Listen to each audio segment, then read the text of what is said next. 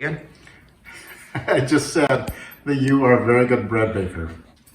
Welcome back to Exit Strategy. I'm Dan, here to learn some more stuff. So in this video, what I was trying to do was experiment with different bread enrichments and find out exactly what each one does. But due to some bad information that I had collected and really my own personal inexperience, it's kind of a failed experiment, but it wasn't a failed learning experience. I learned a lot from this, and I think that, if for more inexperienced bread makers, I think that you could learn some stuff from this video too. I think there's some good content in this for you. But if you're an experienced bread maker, watching this might make you want to scream. So without any further delay, let's get to the video. And at the end, I'm going to talk about what I learned and where I went wrong.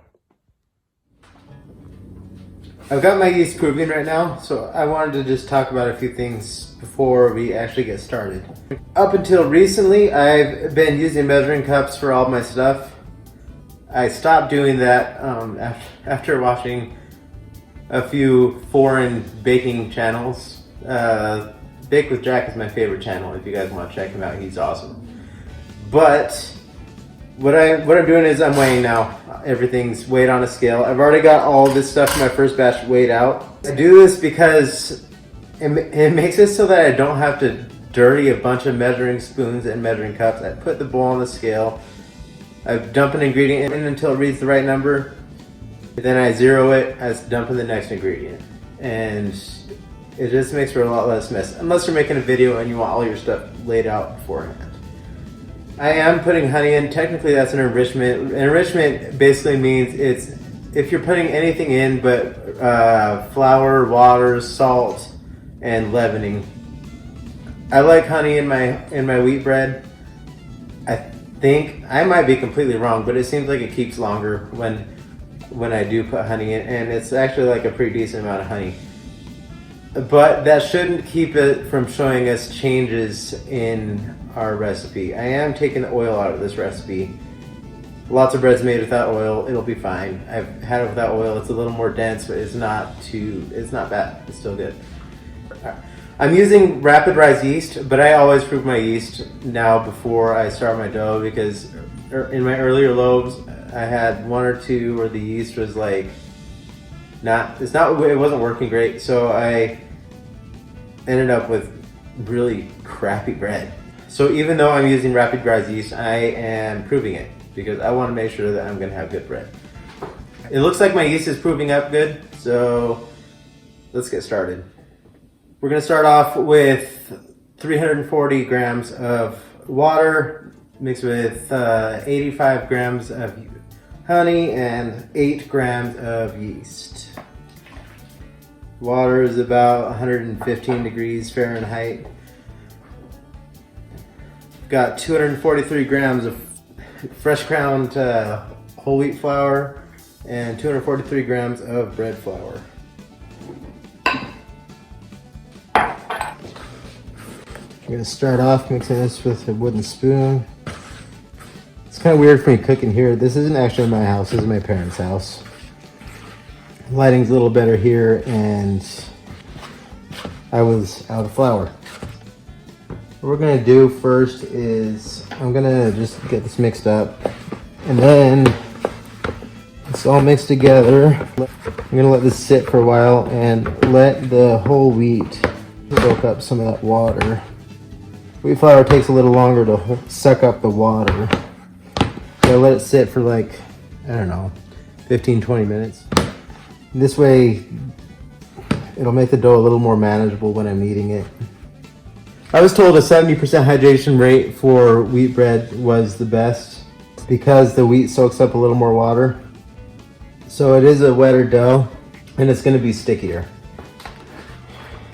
I've been letting that soak for a while now. The dough actually doesn't feel too bad. It's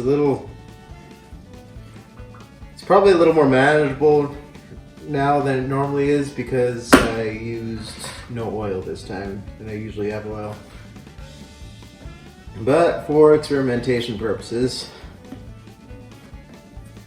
one thing I found with the wheat bread, it's just not as nice The dough is just not as nice to work with as your white flour, bread flour. It takes longer to knead, it tends to be stickier, and it just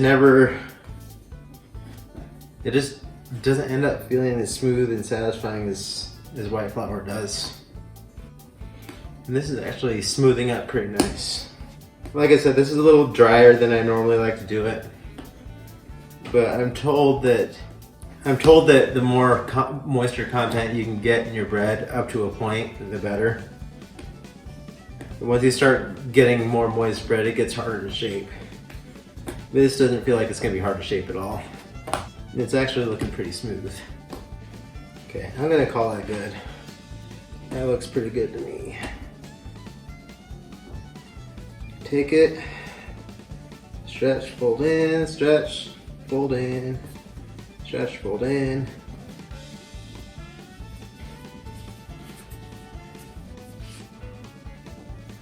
There you have it.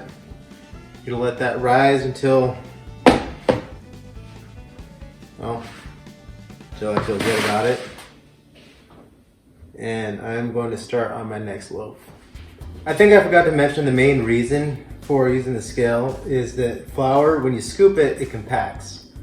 And depending on what flour you're scooping or how hard you're scooping it, it's gonna compact differently.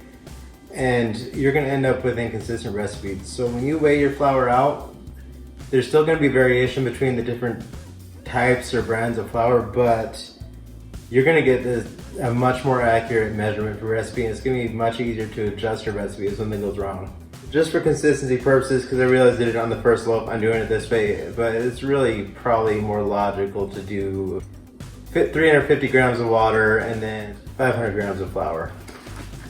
I was taking what I've been doing with a measuring spoon and trying to convert it to grams, and that's how I ended up with such a weird number. And probably measured right, it should have come out to that way.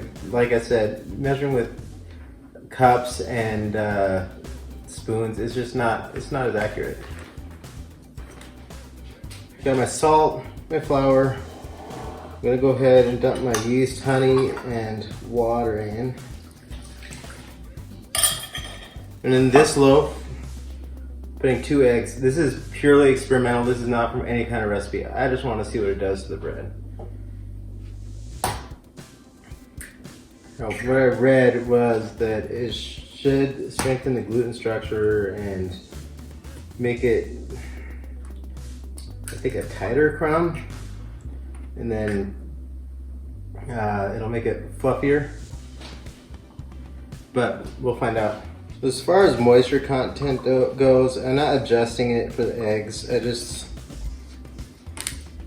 don't take eggs into account when I'm doing my moisture content, and I guess I could because I got a bunch of water in them, but it's just not how I'm doing it. And this one's gonna have to sit for a little while as well, just soak into the wheat flour. So that's kind of. It's not ready to knead. And I'm not adding flour to this if I don't have to. I guess if I have to, I will, but I'm really gonna try hard not to. I've got my third loaf right here that I'm gonna add butter to. I'm not weighing the butter. It's about 6 tablespoons. I'm not worried about accuracy. I just want to put some in. The way I'm gonna do that is I'm just gonna kind of poke it into the dough. Then I'm gonna start folding it in. I'm just gonna keep doing that. Eventually it'll come out of the bottom. Probably should have kneaded it first, but it'll eventually fold in. I'm doing this in the bowl because I don't want to counter cover it in butter. This dough is taking on a really interesting texture, but it is starting to soak up the butter. I don't know, maybe it was too much butter. We'll find out. Still getting really soft though. I think I can knead that on the counter now. Feels quite different from the other ones. I'm not sure what the function of butter is. I'm sure it's gonna add some salty flavor to it, as it was salted butter. Let's find out. Man, I wish I had one of these. I'm cooking at my parents' house, I do, but at home I use a spatula. So this dough's finally starting to take on some structure. Okay, I've been kneading this dough for a while, and it's really soft. I think the gluten's formed up okay. I don't know. We'll find out. After 10-12 minutes of kneading, I don't think it's going to get much better. Okay, our egg loaf is done sitting. See how this turns out. It's a little wetter than I want it, but I think I can make it work. Alright guys, this dough, I was told not to count eggs in my moisture content, but this dough is just too wet to work with. It kind of ruins this part of the experiment, but it's not going to do us any good if I can't form it into a loaf. It's not worth anything to me. So I'm going to add a little bit of flour to it, and I think we'll still be able to get some information out of this loaf, hopefully. Alright guys, so what I've done is I have added an even mixture of white and wheat slowly into this, and now I've got a much more manageable dough. Still pretty wet, still pretty sticky, but I think after it rests, it'll be fine for shaping.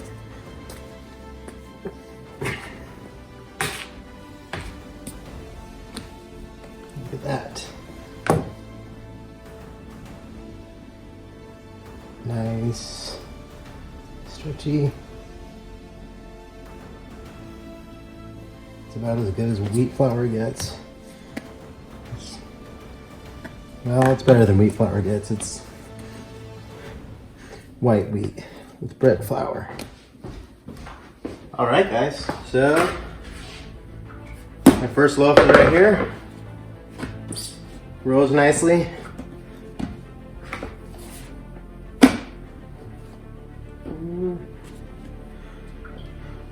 So what I'm going to do is I'm going to press this out. Oh, I almost forgot. So I'm going to put some butter. I'm going to butter my pan. Alright, pan buttered.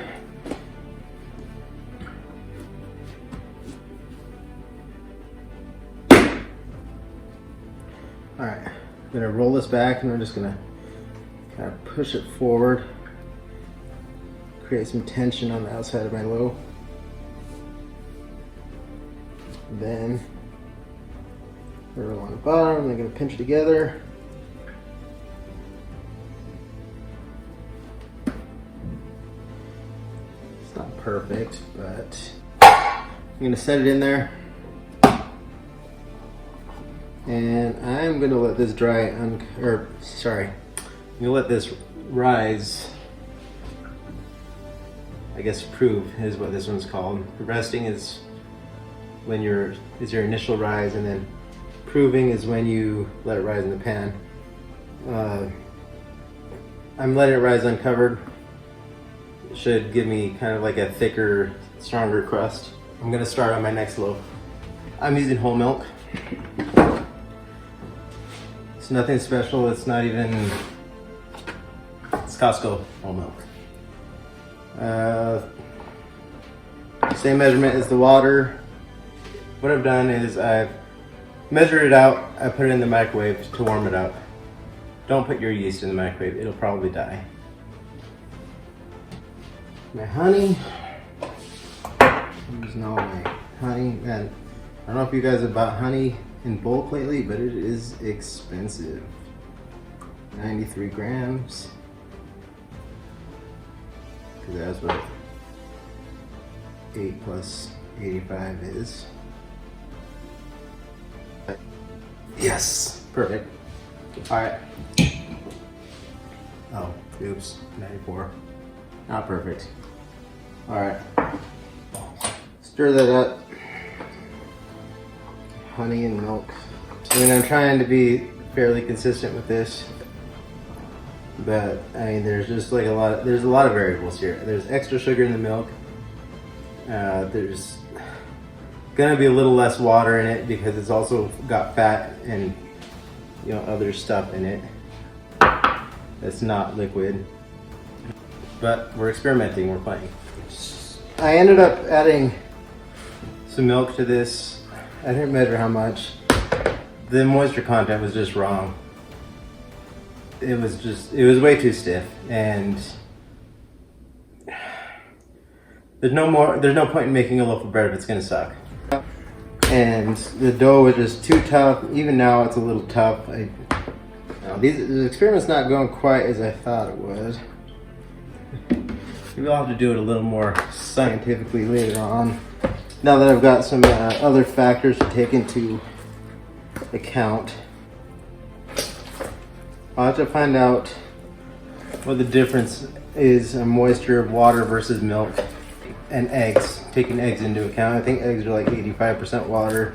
That's what I was reading in between filming, which would explain why it was so screwed up when I did my other one. So I recommend taking eggs into account in your moisture content if you're a measurer. But like, bread making's really not an exact science. Like, if you got flour, water, yeast, salt, you don't even need salt, and you probably want it. You know, I say you don't need salt because I forgot salt in my first loaf. But up until recently, I was getting like a basic measurement. I would get a basic measurement, and then I would just add flour till the dough is what I wanted it to be. Like I said, like this recipe, I didn't even get this recipe from anywhere. I just kind of like,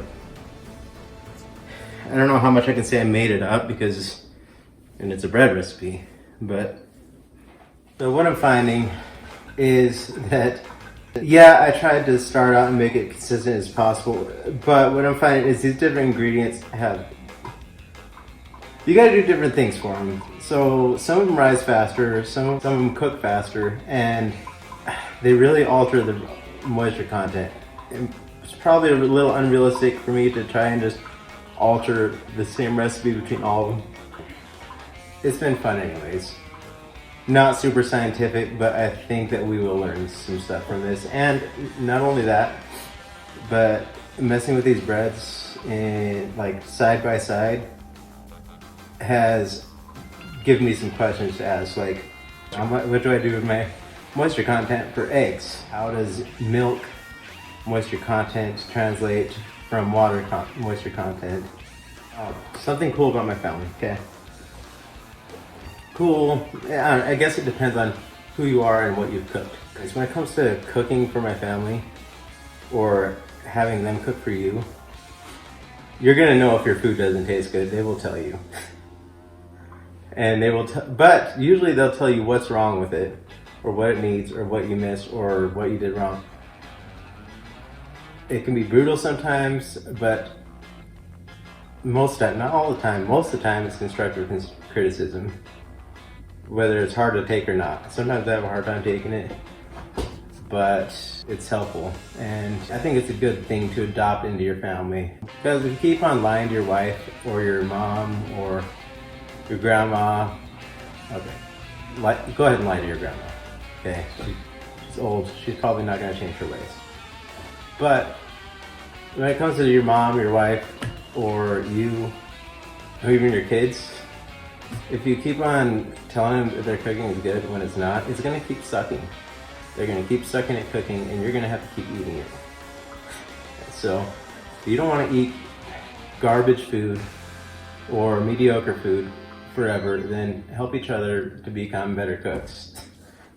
I think it's a pretty good philosophy to adopt. All right, let's see how my egg dough is doing. All right, so it's pretty good. We got some good gluten structure there. We're definitely gonna need to put some flour down if I'm gonna be able to shape this at all well. This is gonna be tough to shape. I don't know how this one's gonna, it's a little bit better. Okay, guys.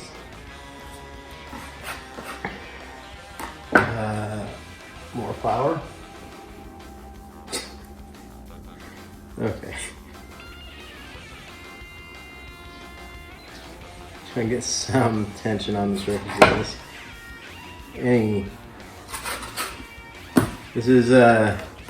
This is dough that's borderline unmanageable. I tried to keep it as eggy as possible. I didn't want to thicken it too much.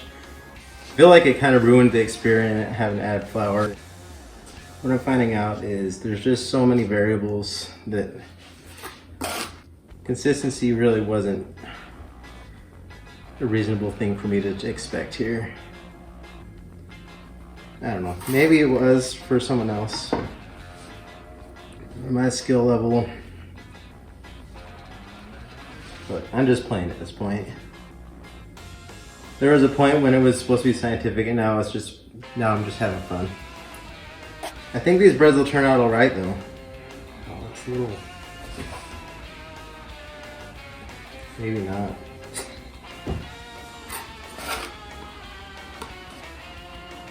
Maybe I should have put more flour in it. Okay. I'm gonna try and shape this a little more. I mean, look at this, guys. I'll be amazed if that rises and looks decent.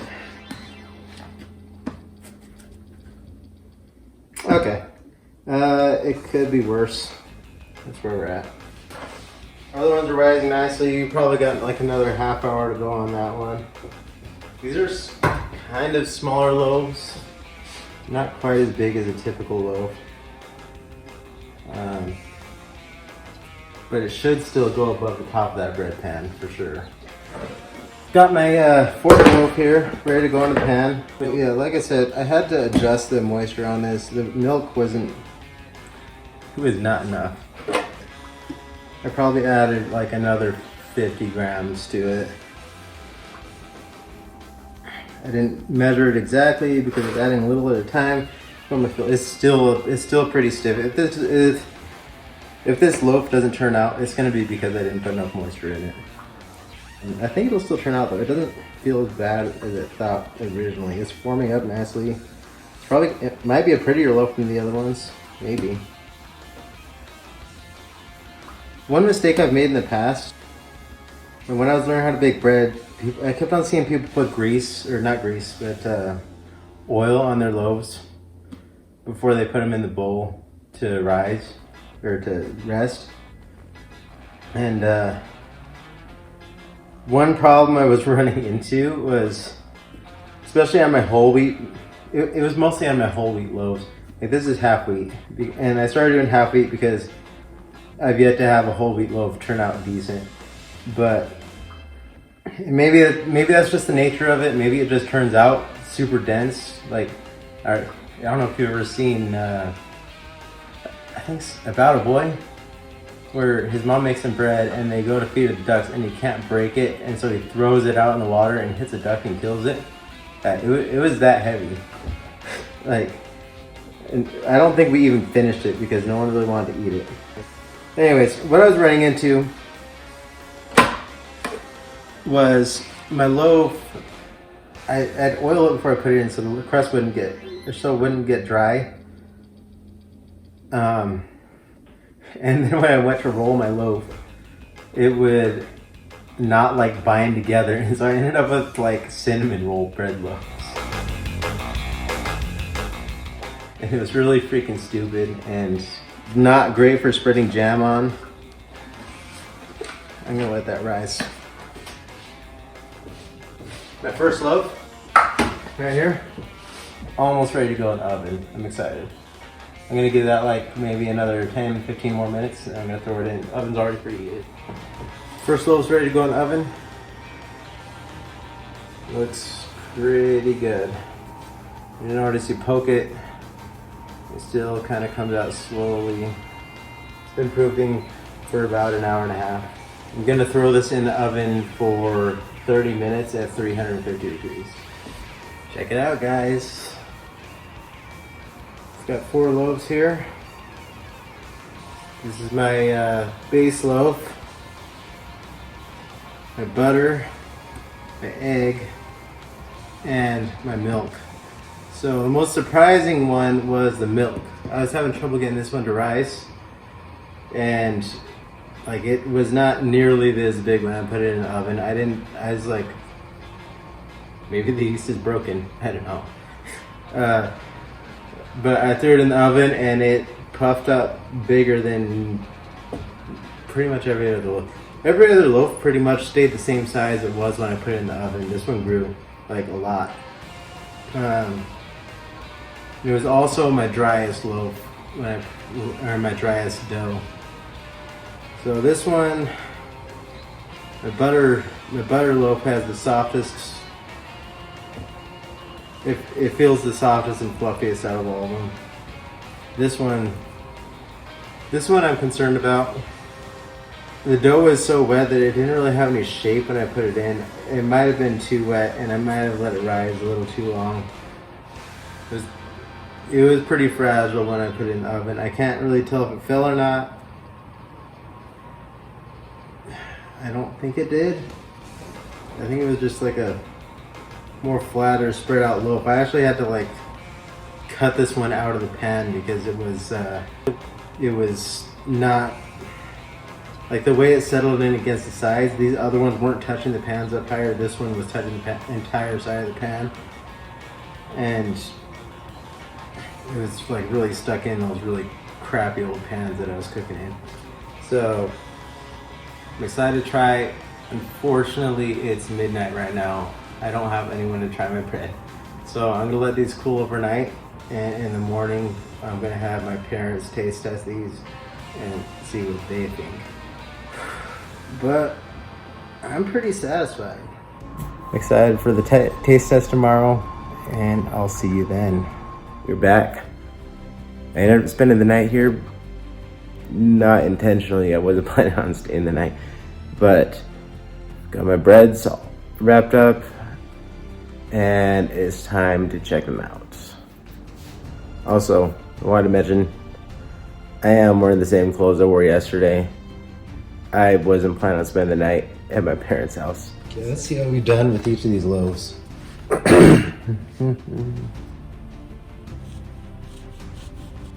Okay, not bad. This is the one I forgot to put salt in, but it's fairly soft. Let's zoom out a little bit. It's soft enough. Looks like I've got an air pocket in it.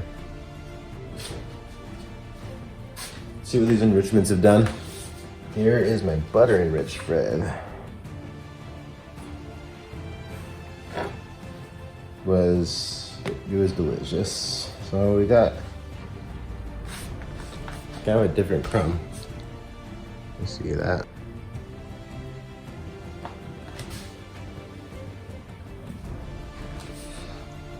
As compared to my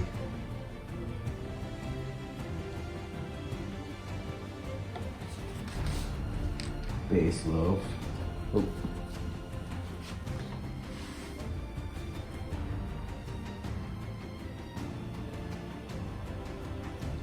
It feels pretty good. It's kind of silky.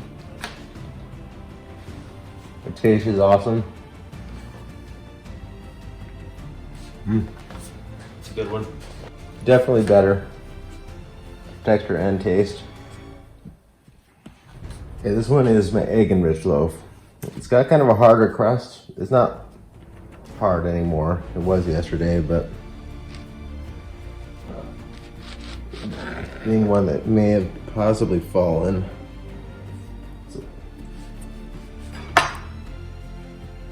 But it's got a looser crumb too.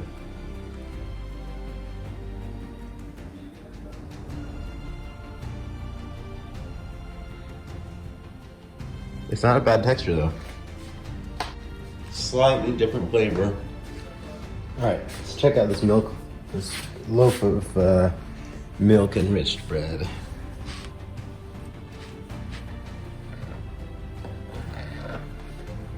Interesting. Alright, so this one's got a tighter crumb.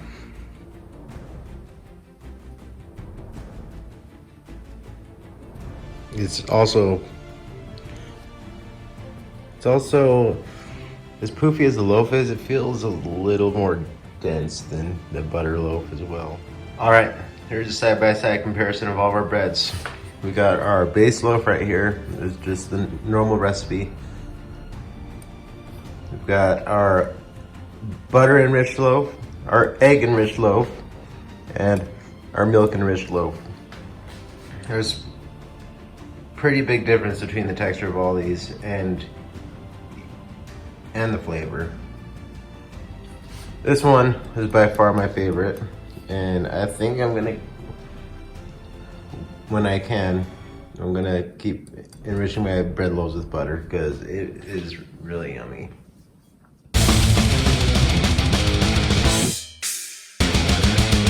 All right. Okay, so this is what? That's my standard loaf. Standard loaf. I can tell this needs a little bit more salt in it. There's some salt. There's no salt in it. Okay. Now it's missing salt. It needs some salt.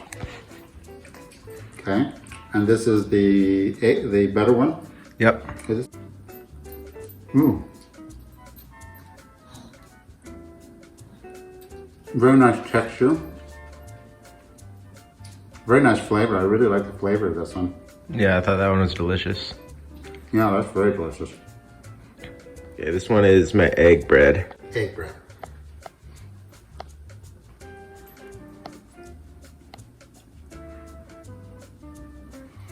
So I really like the density of this bread.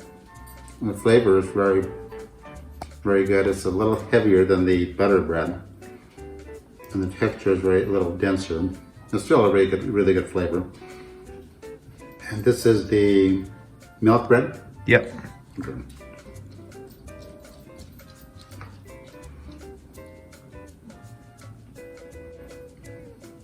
So I'm not tasting a lot of difference between the milk bread and the other bread the one before that, the egg bread. Mm-hmm. It is a little bit lighter than the egg bread, and it still has a very good flavor. So out of the four, I like the butter bread first. The regular loaf that has no salt in it was probably my last place bread. Yeah. And these other two are tied because they taste so similar to each other.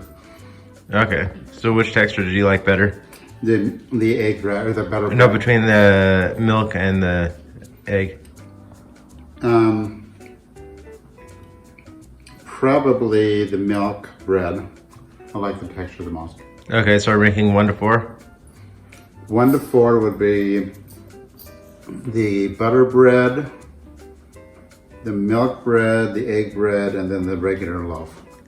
Okay. All right, so here's a couple things I learned from this experiment. One thing I learned is you don't have to get everything right to have some delicious bread. You do have to add salt. You saw my dad's face when he tried my accidentally unsalted bread. It was not good. Another thing I learned is moisture content. I learned a lot about moisture content, especially in my post-experiment research. I think most of the difference we were seeing between the breads was due to the moisture content change from the ingredients that I put in.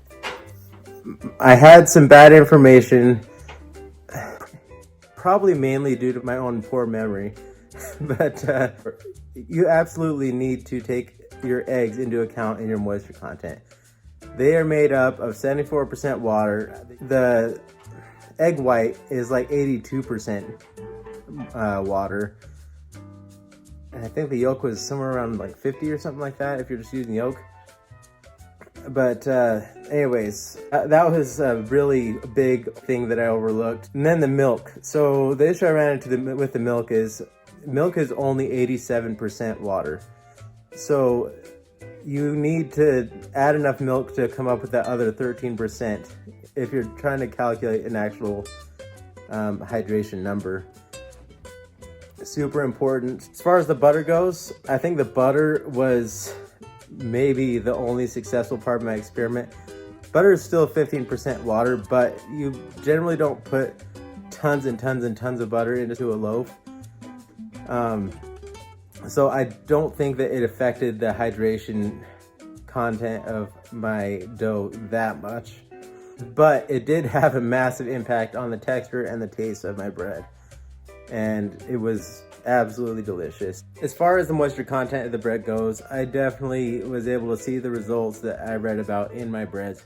So basically, in a 50 to 57% moisture content bread, you're going to get like a really tight crumb. It's going to be a little silkier. It's going to be a little tougher. You're going to, like, a 50 to 57% moisture content ratio is going to be something like a bagel or a pretzel dough. In the 58 to 65% range, you're going to have your like sandwich breads and rolls and buns, that kind of thing.